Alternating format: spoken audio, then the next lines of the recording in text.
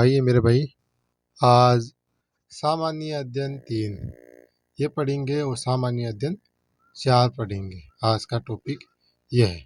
और आज RBSC 12th class का रिजल्ट आया है। जिनके भी अच्छा अंक कुछ स्कोर बने हैं उन सबको मेरी तरफ से बहुत ढेरों सारी शुभकामनाएं और उनके उज्जवल भविष्य की मैं कामना करता हूँ। जिनके आशा अनुसार ना आए वो हराश ना हो। आजकल कॉलेज भी 12th के मार्क्स के आधार पर नहीं मिलती है, उनके लिए सीयूईटी या इंट्रेंस एग्ज़ाम देना पड़ता है यूनिवर्सिटी के लिए। ठीक है। और मेरे भाइयों, असली टॉपर वो होते हैं जो अपनी ज़िंदगी में टॉप करते हैं। तो अपनी ज़िंदगी में टॉप कीजिए, कंपटीशन की ऐसी तैयारी कीजिए रणनीति के साथ। और रणनीति तो आपके लिए हम बना ही रहे हैं। ये आपके लिए महत्वपूर्ण पल है, इसे मत गंवाइए। यदि आप गंवा दोगे तो आप ही पछताओगे।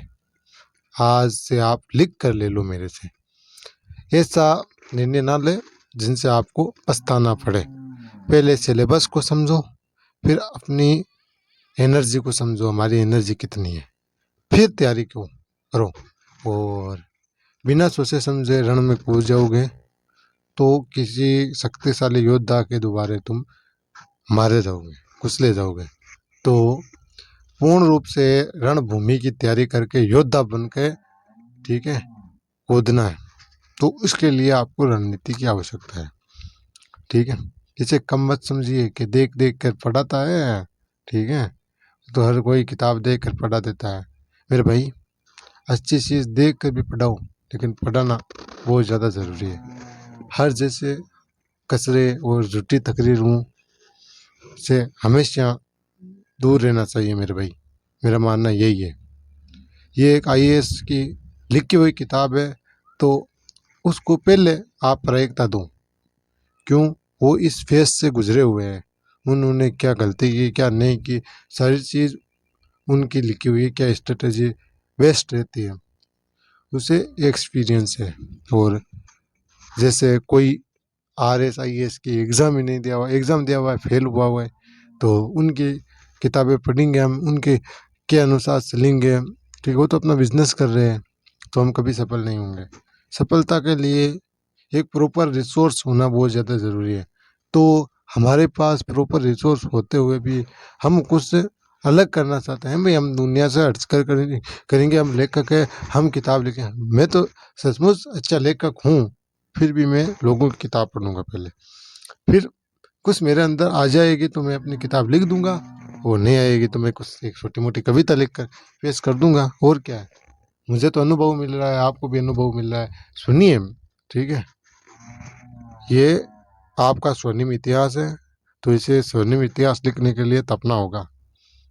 बहुत सी किताबें देखनी पड़ेगी, बहुत से लोगों का मुंह देखना पड़ेगा, बहुत सी चीज़ों का विजिट करना पड़ेगा, भारत दर्शन करना पड़ेगा। ठीक है। बहुत सा नक्शा देखना पड़ेगा, बहुत कुछ करना पड़ेगा मेरे भाई। ठीक है। तो देखने से ही सब कुछ अकल आती है। ठीक है। तो सामान्य अध्ययन 3 तृतीय और जीएस सेकंड, नहीं थर्ड, ठीक पढ़ते हैं। इसमें प्रौद्योगिकी, टेक्नोलॉजी, आर्थिक विकास, इकोनॉमिकल डेवलपमेंट, जैव विविधता, पर्यावरण सुरक्षा तथा आपदा प्रबंधन, वो जो डिजास्टर मैनेजमेंट किस तरह किया जाता है वो वगैरह है। ठीक है। नंबर 1 पॉइंट फर्स्ट, भारतीय अर्थव्यवस्था तथा योजना संसाधनों को जुटाने की प्रगति, विकास तथा रोजगार से संबंधित विषय। 2 समावेशी विकास तथा उससे उत्पन्न विषय। नंबर 3 सरकारी बजट। 4 मुख्य फसलें, देश के विभिन्न भागों में फसलों का पैटर्न, सिंचाई के विभिन्न प्रकार एवं सिंचाई प्रणाली, कृषि उत्पाद का भंडारण, परिवर्तन तथा विपणन संबंधित विषय। और बाधा है किसानों की सहायता के लिए ई प्रौद्योगिकी। अब ये भी बहुत अच्छी है कि किसानों की सहायता के लिए ई प्रौद्योगिकी होनी बहुत ज़्यादा ज़रूरी है। इलेक्ट्रॉनिक प्रौद्योगिकी, टेक्नोलॉजी, उनसे वो अपना फॉर्म भरेंगे और अपनी योजना का लाभान्वित होंगे। योजना से लाभान्वित होने के लिए कोई ई टेक्नोलॉजी का प्लेटफॉर्म होना बहुत ज़्यादा ज़रूरी है। तो इसीलिए उनका सहायता के लिए सरकार ये योजना चलाती है। प्रत्यक्ष एवं अप्रत्यक्ष कर से सहायता तथा न्यूनतम समर्थन मूल्यों से संबंधित विषय, जन वितरण प्रणाली, उद्देश्य, कार्य सीमाएं, सुधार और बफर स्टॉक तथा खाद्य सुरक्षा संबंधित विषय, प्रौद्योगिकी मिशन, पशुपालन से संबंधित अर्थशास्त्र। भारत में खाद्य प्रसंस्करण एवं संबंधित उद्योग कार्य क्षेत्र एवं महत्व स्थान, ऊपरी और नीचे की अपेक्षाएं, आपूर्ति श्रृंखला प्रबंधन, ये सब चीज़ें है। हाँ, अभी तो और है जीएस का। आप इनको देख कर सिर दर्द मत कीजिए, ठीक है। आप अच्छे योद्धा हो तो पहले युद्ध की सारी रणनीतियाँ समझना चाहिए। तो ये रणनीतियाँ कोई कम नहीं है मेरे भाई। ये सिलेबस देखो कितना बड़ा है, 1 घंटे की क्लास में ये पूरा नहीं होगा, ठीक है। इनके लिए बहुत ज़्यादा रुक रुक कर तपना होगा मेरे भाई, ठीक है। अभी मैं किताब से मैं 45 मिनट में पूरा सिलेबस ख़त्म कर दूँ तो उनसे आपको कुछ फ़ायदा नहीं होगा, ठीक है। तो मैं ठहर ठहर के छोटे छोटे टुकड़ा करके आपके समक्ष रखूं तो आपकी समझ विकसित होगी। और रात में सोते वक्त मुझे सुन लिया करो। मैं ये नहीं कह रहा हूँ आप लाइब्रेरी के समय, पढ़ाई के समय मुझे चालू करें। चालू करें तो आपका बड़प्पन है कि उस समय भी रणनीति की ज़रूरत होती है, ठीक है। तो ये रणनीति भी है, मोटिवेशन भी है, ठीक है मेरे भाई। बहुत ज़्यादा इससे कवर हो जाएगा। इसी सोच से आपके सामने ये रखा है मैंने। भारत में भूमि सुधार, भारत के लिए कि भूमि सुधार के लिए क्या क्या योजना चलाई जाती है, क्या क्या खाद दी जाती है, यूरिया दी जाती है, ये सब इस योजना के तहत आते हैं, इसमें पढ़ना पड़ता है। उदारीकरण का अर्थशास्त्र और प्रभाव, औद्योगिक नीति में परिवर्तन तथा औद्योगिक विकास पर इनका प्रभाव, बुनियादी ढांचा, ऊर्जा, बंदरगाह, सड़क, विमानपत्तन, रेलवे आदि। निवेश मॉडल, निवेश का क्या क्या मॉडल है वगैरह ये। विज्ञान एवं प्रौद्योगिकी विकास एवं अनुप्रयोग और रोजमर्रा के जीवन में रोजमर्रा के जीवन में इसका प्रभाव क्या क्या है। जैसे टेक्नोलॉजी का हमारे जीवन में क्या क्या प्रभाव होता है।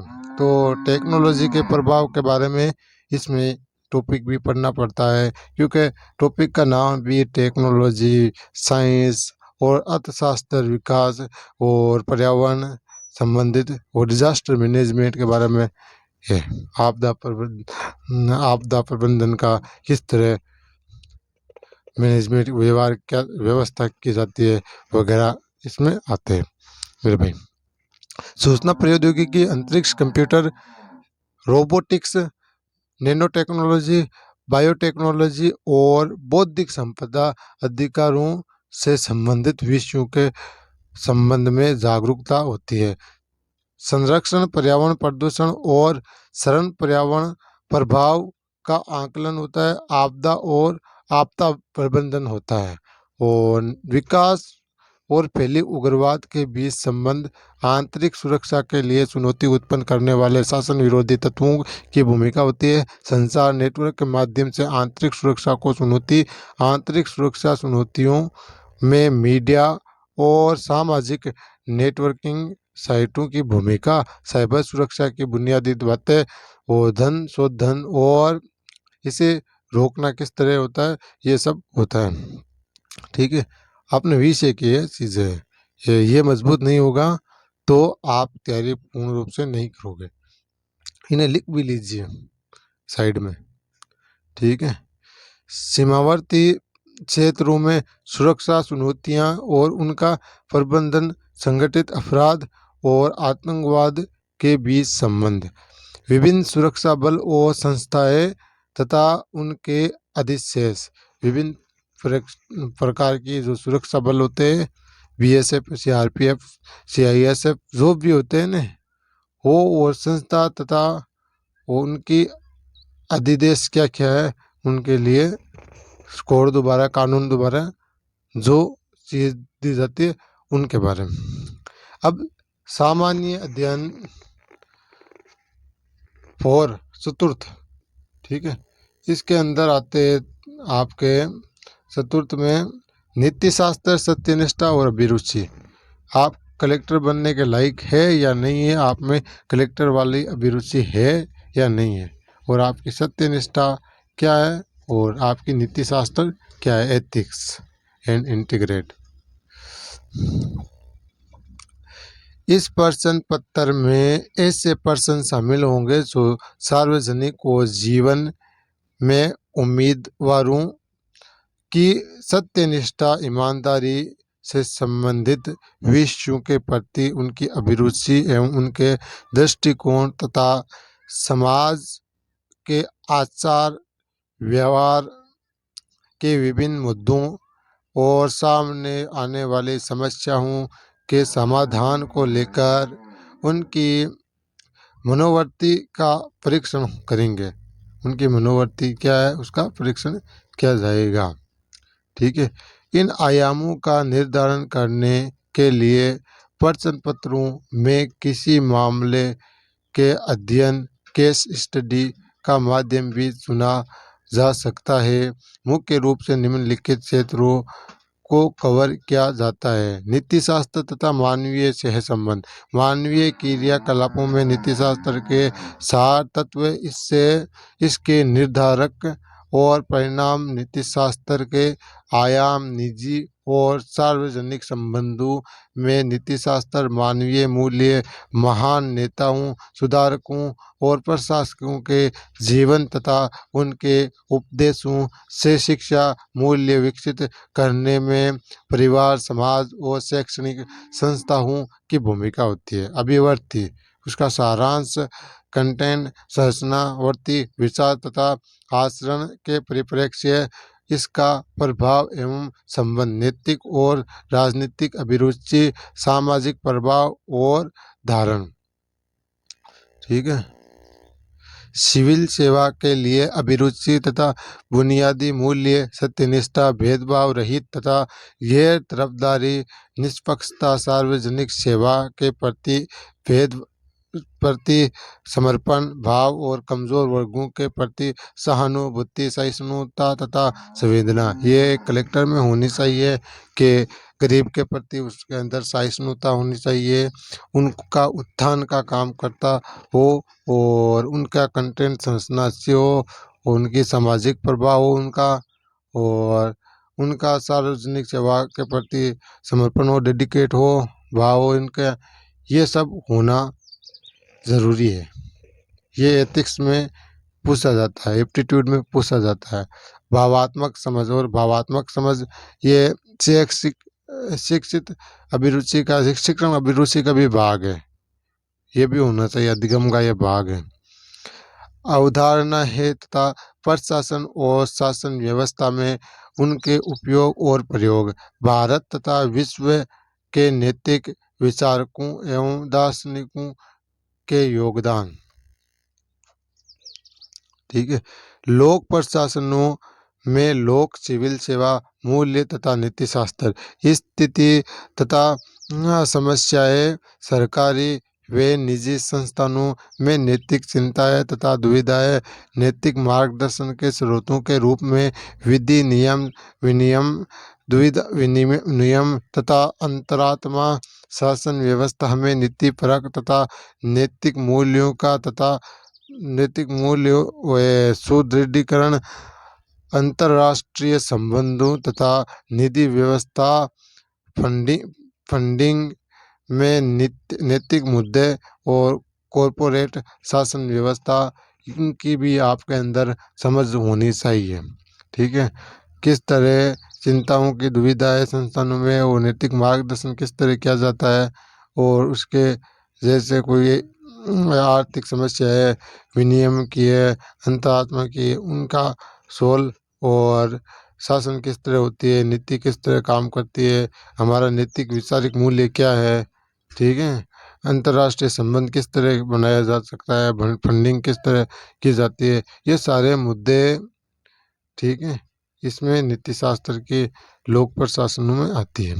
शासन व्यवस्था में ईमानदारी और अपने राजनीतिकता में ईमानदारी हो। लोक सेवा की अवधारणा शासन व्यवस्था और ईमानदारी का दार्शनिक आधार सरकार में सूचना का आदान प्रदान और पारदर्शिता, सूचना का अधिकार, नीतिपरक आचार संहिता, आचरण संहिता, नागरिक घोषणा पत्र, कार्य संस्कृति, सेवा प्रदान करने की गुणवत्ता, लोक निधि का उपयोग, भ्रष्टाचार की चुनौतियाँ, उपर्युक्त विषयों पर मामला संबंधित अध्ययन, केस स्टडी होनी बहुत ज़्यादा ज़रूरी है। मेरे भाई चलते आगे, मुख्य परीक्षा में का गणित समझे, ये कल पढ़ेंगे। जय हिंद, जय भारत। 15 मिनट की हो गई। जय शिक्षा क्रांति। आप निराश ना हो, कोई बात नहीं, आपका राजस्थान बोर्ड में आपके आशा के अनुसार परिणाम नहीं आया है तो आप सतत तैयारी कीजिए और सफलता की सीढ़ियों को छूइए, ठीक है। जब आप सफल हो गए तो दुनिया आपको सलाम ठोकेगी। ये अभी के टॉपर को 2 दिन बखान करते हैं, तीसरे दिन भूल जाते हैं। आप अपना वर्चस्व रखना चाहते हो, अपना नाम रखना चाहते हो तो सफलता की सीढ़ी में आइए, बनिए।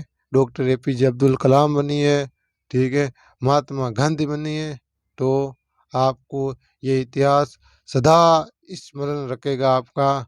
मेरे भाई ये वक्त है, वक्त चाहे तो आप सोना बना लो या सोने में गुजार दो। वक्त आपका है, आपको कोई नहीं कहेगा और कहने वाला भी कोई नहीं आएगा यहाँ। कहेंगे कहेंगे तो आप मानोगे नहीं, मानेंगे नहीं तो लोग आएंगे भी नहीं आपको कहने के लिए। मेरे भाई ये आपकी गलत धारणा छोड़ दीजिए कि सपन आए सपन चले गए, यूट्यूब भरा पड़ा है। मेरे भाई आप सुनने वाले नहीं हो, द्विमुखी नहीं होंगे और ये संप्रेषण नहीं होगा तो कोई भाई आपको सत्यता बताने के लिए नहीं आएगा, आपको उकसाने वाले आएंगे। तो उकसाने वालों के सुनने से आज तक कोई सफल नहीं हुआ है।